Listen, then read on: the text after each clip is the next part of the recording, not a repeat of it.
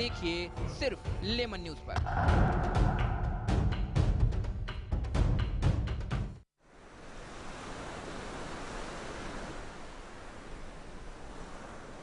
समुद्र के किनारों से टकराती हुई मौजें,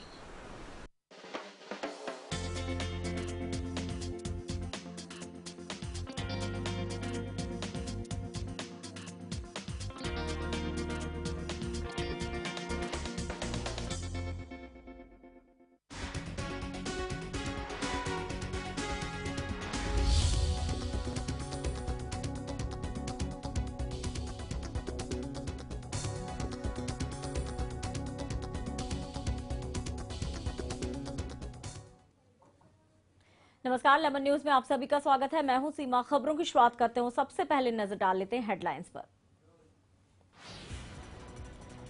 चुनावी मैदान में उतरेंगे राजनीति के दो दिग्गज। वाराणसी में मुलायम तो गोरखपुर में मोदी करेंगे रैली। सियासी मैदान में तीसरी बार साथ कर रहे हैं रैली। कांग्रेस उपाध्यक्ष राहुल गांधी चल रहे हैं केजरीवाल की राह पर। आज अमेठी में लगाएंगे जनता दरबार। राहुल के अमेठी दौरे का आज दूसरा दिन।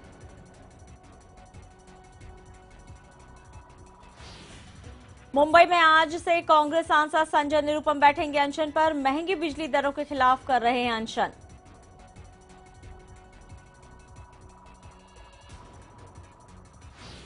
और शिवसेना के संस्थापक बाला साहेब ठाकरे की आज जयंती। सोमैया मैदान में शिवसेना की महारैली।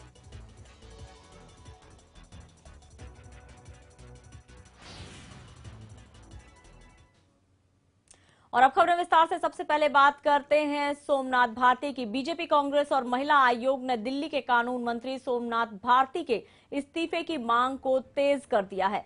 सोमनाथ मसले पर आज कांग्रेस और बीजेपी के नेता भी उपराज्यपाल से मिलने पहुंच रहे हैं। वहीं इस मुद्दे पर कांग्रेस प्रदेशाध्यक्ष अरविंदर लवली ने आपको दिए समर्थन का दोबारा विचार करने की धमकी दे डाली है। तो कांग्रेस के अरविंदर लवली ने दोबारा समर्थन की धमकी दी है कि समर्थन पर एक बार फिर से वो विचार करेंगे। वहीं आपको बता दें कि महिला आयोग भी सोमनाथ भारती को आज दोबारा नोटिस भेजेगी। तो सोमनाथ भारती की मुश्किलें बढ़ती नजर आ रही हैं। आपको बता दें कि जहां बीजेपी और कांग्रेस के नेता उपराज्यपाल से मिलने पहुंचेंगे, वहीं अरविंद केजरीवाल भी इस वक्त उपराज्यपाल से मिलने पहुंच चुके हैं। क्या कुछ चर्चा होगी ये देखना होगा। आपको बता दें कि दिल्ली की सरकार पर सोमनाथ भारती को पद से हटाने, उनके इस्तीफे की मांग को लेकर ये शायद चर्चा करने पहुंचे अरविंद केजरीवाल, क्योंकि दबाव बढ़ता जा रहा है सोमनाथ भारती को हटाए जाने का। आपको बता दें कि युगांडा की महिलाओं पर नक्सली टिप्पणी करने और उन पर ड्रग्स और सेक्स रैकेट चलाने के आरोप के बाद उन महिलाओं ने पुलिस में शिकायत दर्ज कराई है। मजिस्ट्रेट के सामने अपना बयान दर्ज कराया है, जिसमें उन्होंने उस दल के नेतृत्व कर रहे सोमनाथ भारती की पहचान भी कर ली। उनका कहना है कि जो दल उनके साथ बदसलूकी कर रहा था, उन्हें घेर कर उन पर अपशब्द कह रहा था, टिप्पणियां कर रहा था गलत तरीके से, उस दल का नेतृत्व सोमनाथ भारती कर रहे थे। और उन महिलाओं ने सोमनाथ भारती की तस्वीर को देखकर सोमनाथ भारती की पहचान भी कर ली है। बढ़ रही हैं मुश्किलें सोमनाथ भारती की। आप देखना है कि उपराज्यपाल से एक तरफ तो अरविंद केजरीवाल मुलाकात करने पहुंचे, वहीं दूसरी ओर कहा जा रहा है कि बीजेपी और कांग्रेस के नेतागण भी इस मामले को लेकर उपराज्यपाल से मुलाकात करेंगे। क्या कुछ निर्णय निकलकर सामने आता है एलजी से मुलाकात के बाद, ये देखना होगा।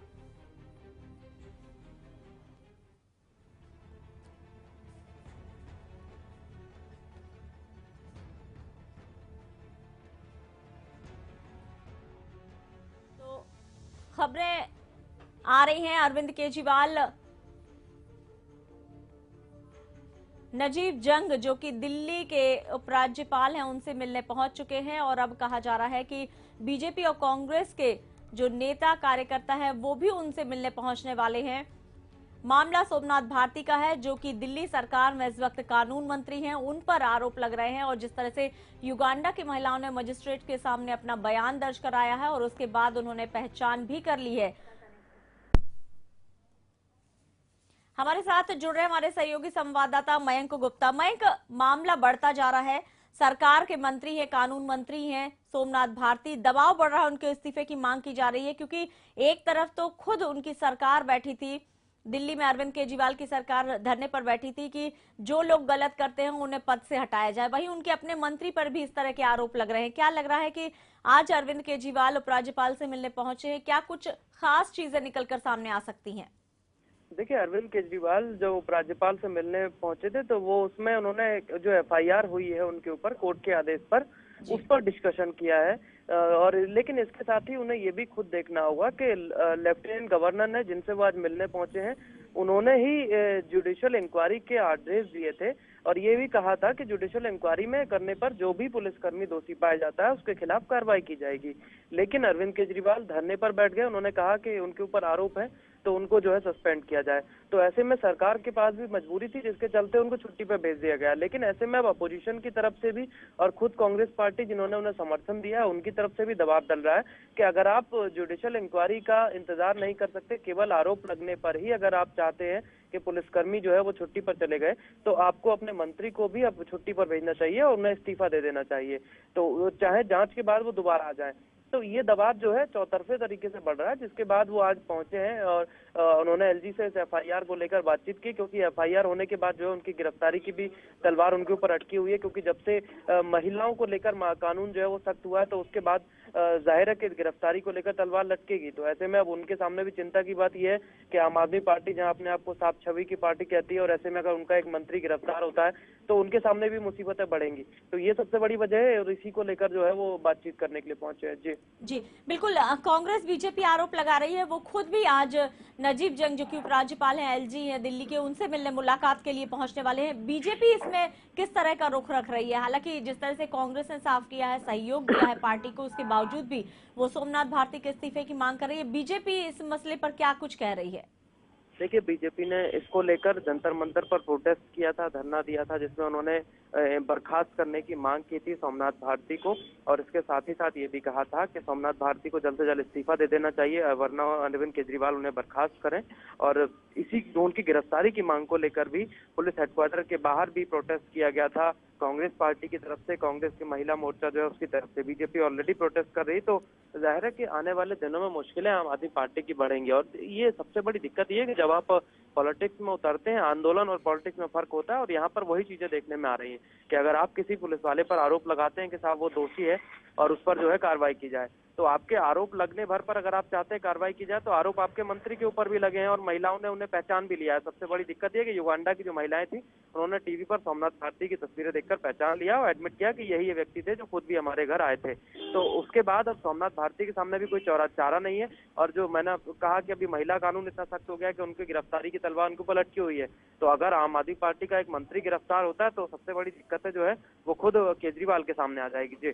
जी उधर कांग्रेसी नेता की अगर बात करें, अरविंदर लवली की, उन्होंने कहा है कि एक बार फिर से जो सहयोग दिया गया है उस पर विचार किया जाएगा। बार बार अरविंदर लवली का इस तरह से एक तो धमकी भी देना कहा जाए कि हर बार वो इस बात पर उतर आते हैं कि सहयोग के लिए विचार किया जाएगा, सहयोग के लिए एक बार फिर से विचार किया जाएगा।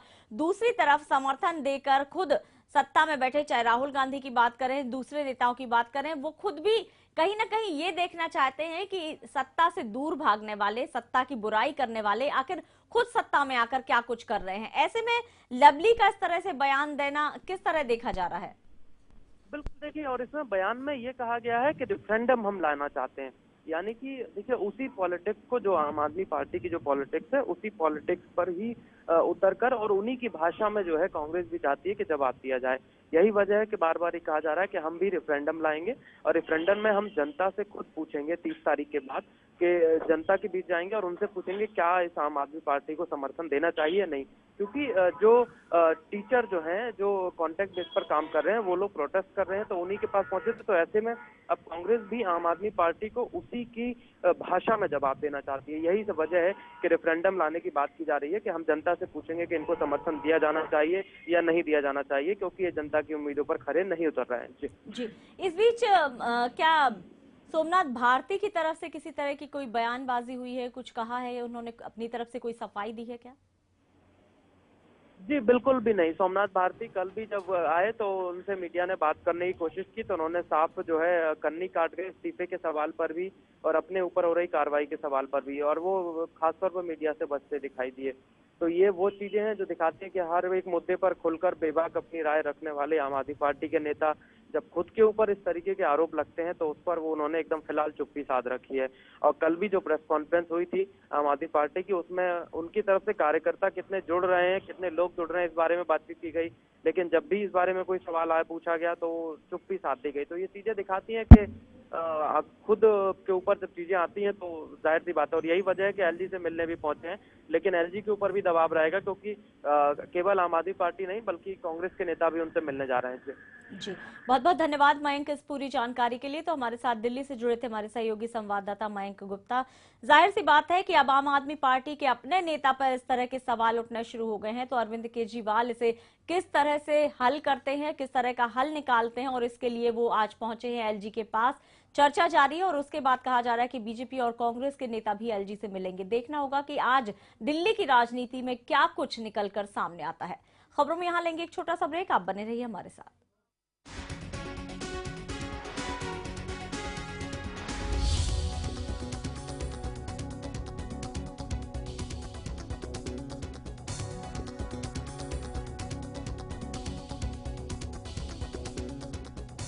ऐसा घर आपने नहीं देखा होगा। संभाल के पोछा मारा अभी। आइए। ओ भाई साहब ये देखिए हॉल, ये देखिए चिल्ड्रंस रूम, देखिए कितना बड़ा है। आपके बच्चे खेलते खेलते थक जाएंगे।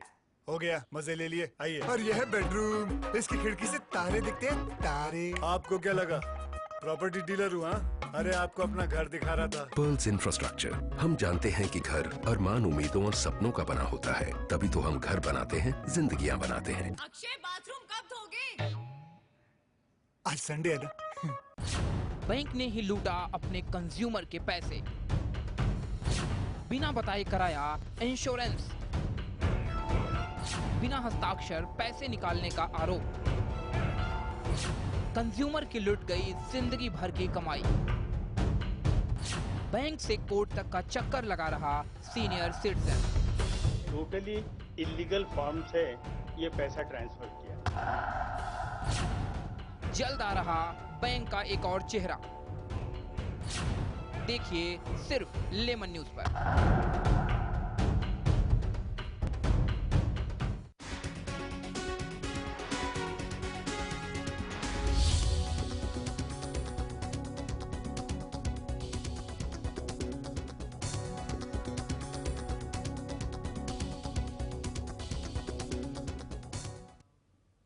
ब्रेक के बाद एक बार फिर से आप सभी का स्वागत है। लोकसभा चुनाव से पहले अपने संसदीय क्षेत्र अमेठी के लोगों की आवाज सुनने के लिए कांग्रेस उपाध्यक्ष राहुल गांधी जनता दरबार लगाएंगे। बताया जा रहा है कि वो लोगों की समस्याओं को सुनेंगे और मिशन 2014 के लिए उनसे विचार करेंगे। आज राहुल गांधी का अमेठी दौरे का दूसरा दिन है। आपको बता दें 2 दिवसीय दौरे पर गए हैं राहुल गांधी, और वहां उन्हें अगर कोई चुनौती दे रहा है तो वो है आम आदमी पार्टी के नेता कुमार विश्वास। वो लड़ना चाहते हैं अमेठी से। उन्होंने अपनी मंशा जाहिर की है कि वो राहुल गांधी के खिलाफ अमेठी में चुनाव लड़ना चाहते हैं, और उन्होंने दावा किया है कि वो वहां से जीतकर भी दिखाएंगे। तो राहुल गांधी की दौरे का आज दूसरा दिन है। आज जनता दरबार लगाएंगे। हालांकि आपको बता दें कि आम आदमी पार्टी की राह पर सभी ने चलना शुरू कर दिया है, कांग्रेस हो, बीजेपी हो, सभी दल।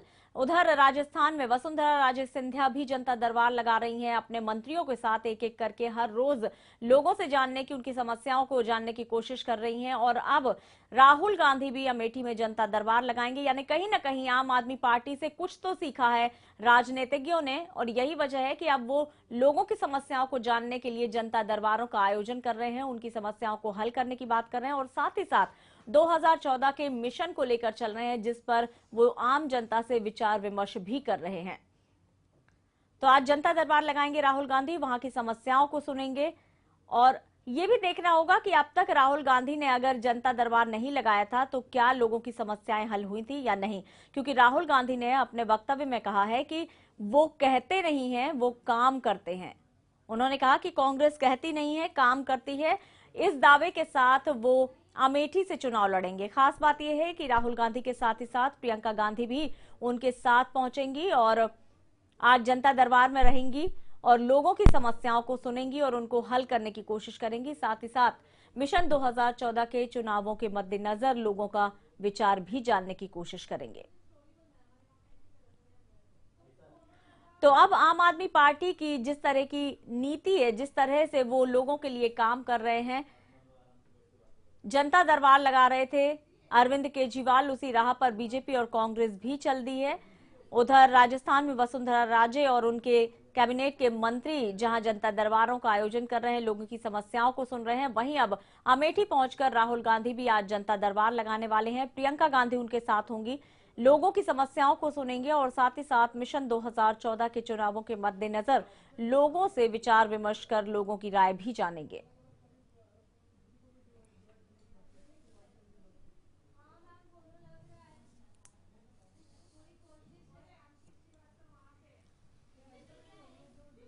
आपको बता दें, पिछले दिनों आम आदमी पार्टी के नेता कुमार विश्वास ने यह दावा किया था कि वो अमेठी से राहुल गांधी को हरा सकते हैं। हालांकि प्रश्न ये उठाए गए थे कि आपका वर्चस्व अभी मात्र दिल्ली में है, दिल्ली के बाहर नहीं है। ऐसे में कुमार विश्वास का इस तरह से बड़बोलापन क्या रंग लाएगा, ये देखना होगा। हालांकि अभी तक आम आदमी पार्टी ने यह निर्णय भी नहीं लिया है कि कुमार विश्वास ही अमेठी से चुनाव लड़ेंगे, लेकिन कुमार विश्वास ने अपनी मंशा जाहिर कर दी है कि वो राहुल के खिलाफ अमेठी से चुनाव लड़ना चाहते हैं।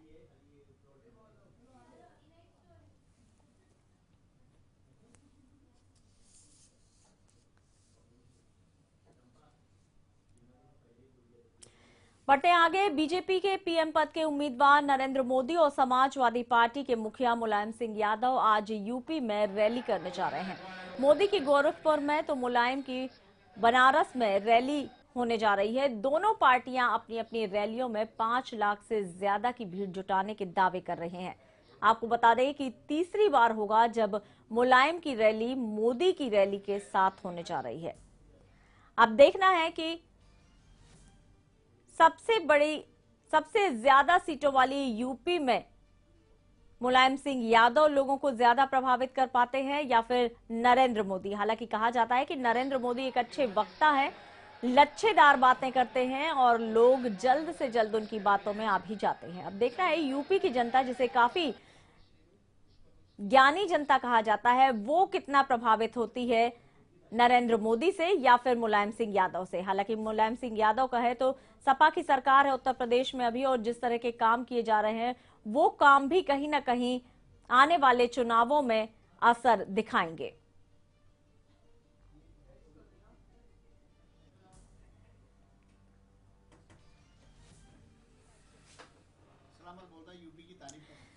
गृह मंत्री सुशील कुमार शिंदे और अरविंद केजरीवाल में मानो इन दिनों बयानबाजी का दौर चल रहा है। कभी केजरीवाल शिंदे को नसीहत देते दिखाई देते हैं तो कभी गृह मंत्री शिंदे ने उनकी मानसिक स्थिति पर ही सवाल उठा दिए।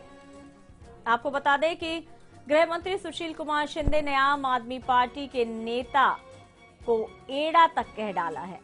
बड़ी बात है इस तरह से किसी गृह मंत्री का किसी मुख्यमंत्री पर टिप्पणी करना। हालांकि अगर अरविंद केजरीवाल की बात करें तो वो भी कहीं अपनी बातों के बीच में इस तरह की टिप्पणियां करना नहीं भूलते हैं, नहीं चूकते हैं और इस तरह की टिप्पणियां करते रहते हैं। और इस बार टिप्पणी कर दी है गृह मंत्री सुशील कुमार शिंदे ने। उन्होंने दिल्ली के मुख्यमंत्री को एड़ा कह दिया है।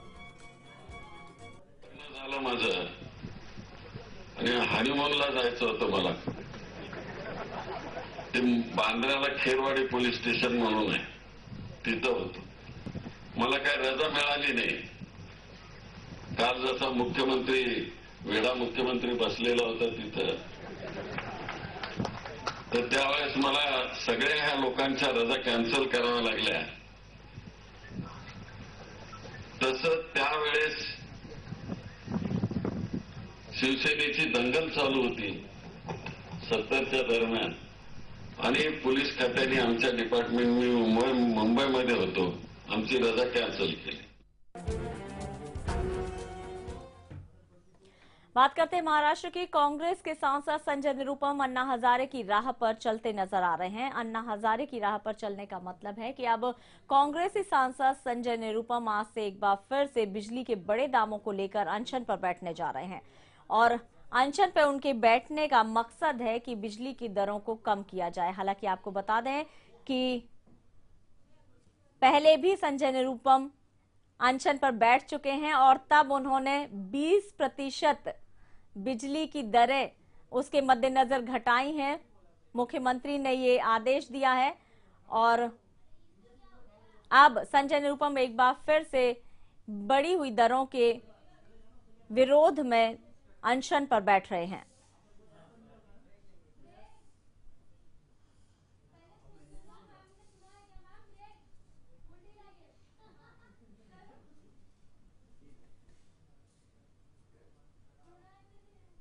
और यहां पर लेंगे एक छोटा सा ब्रेक, आप बने रहिए हमारे साथ।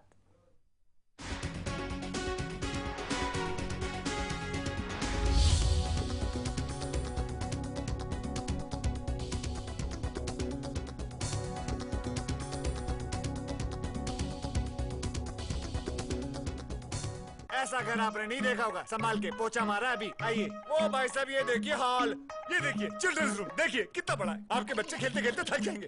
हो गया, मजे ले लिए। आइए। और यह है बेडरूम, इसकी खिड़की से तारे दिखते हैं, तारे। आपको क्या लगा प्रॉपर्टी डीलर हूँ? हाँ, अरे आपको अपना घर दिखा रहा था। Pearls infrastructure. हम जानते हैं कि घर अरमान, उम्मीदों और सपनों का बना होता है, तभी तो हम घर बनाते हैं, जिंदगियां बनाते हैं। अक्षय, बाथरूम कब धोगे? आज संडे है ना। बैंक ने ही लूटा अपने कंज्यूमर के पैसे, बिना बताए कराया इंश्योरेंस, बिना हस्ताक्षर पैसे निकालने का आरोप। कंज्यूमर की लुट गई जिंदगी भर की कमाई। बैंक से कोर्ट तक का चक्कर लगा रहा senior citizen. Totally illegal form से ये पैसा ट्रांसफर किया। जल्द आ रहा बैंक का एक और चेहरा, देखिए सिर्फ लेमन न्यूज पर।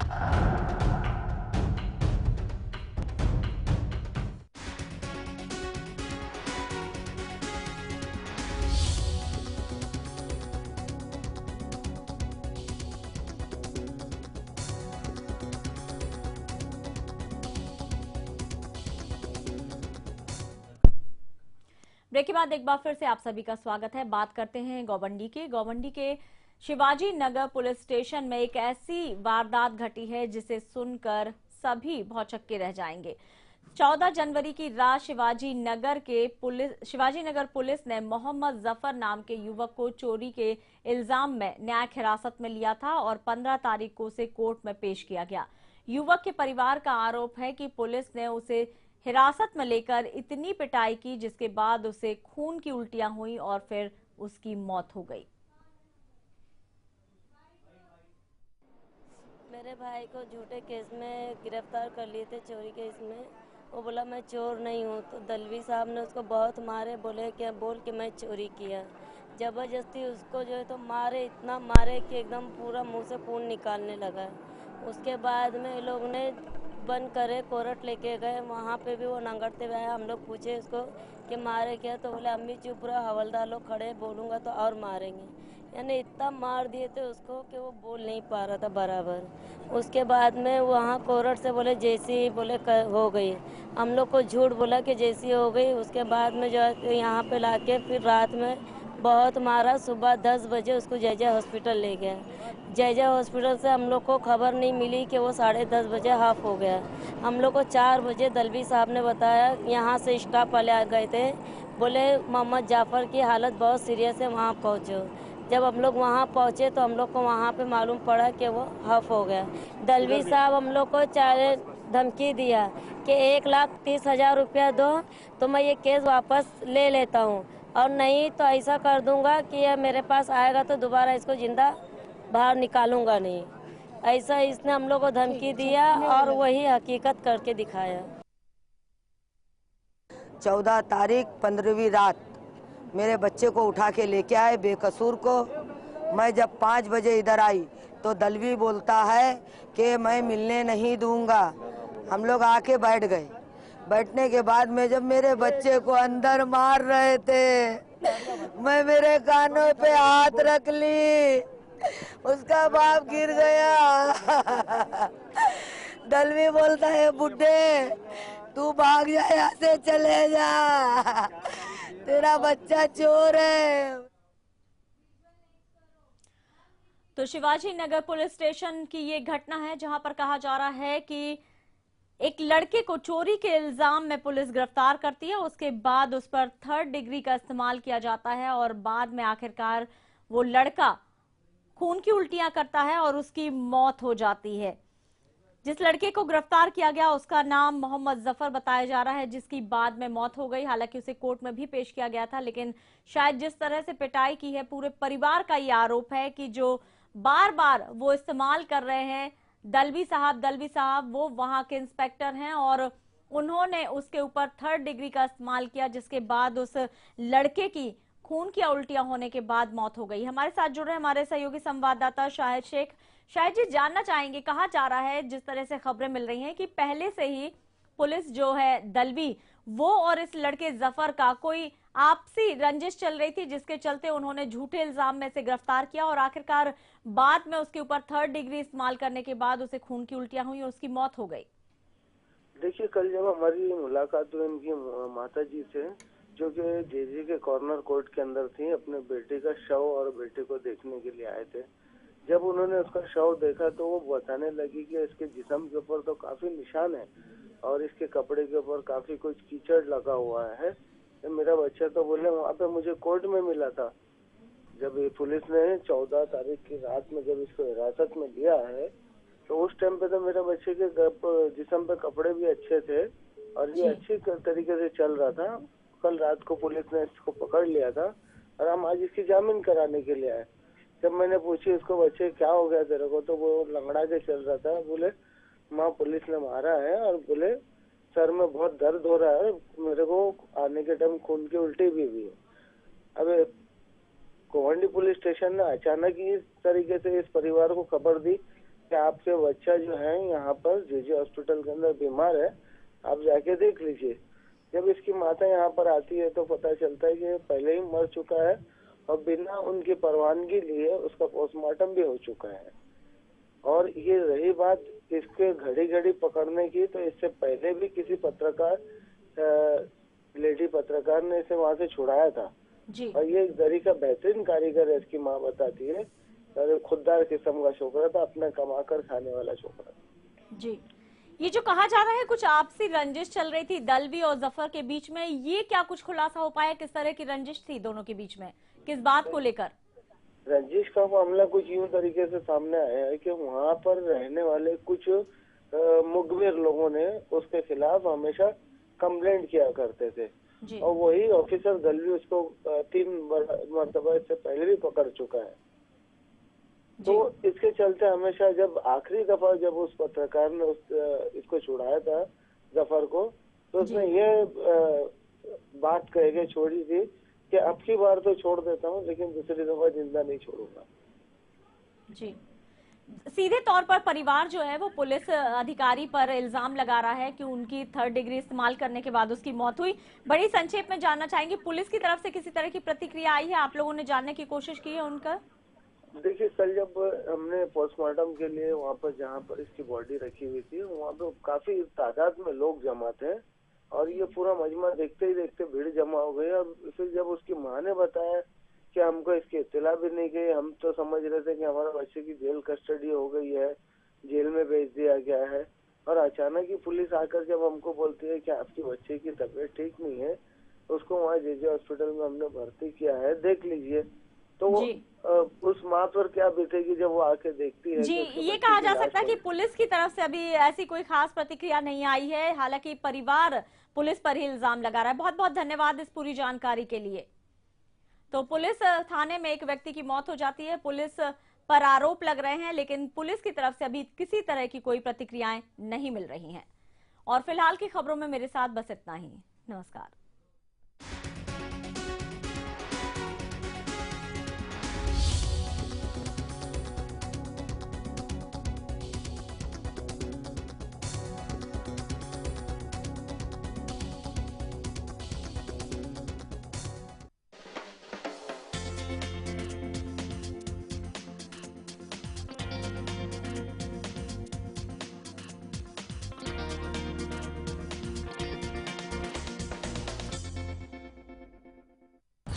बैंक ने ही लूटा अपने कंज्यूमर के पैसे।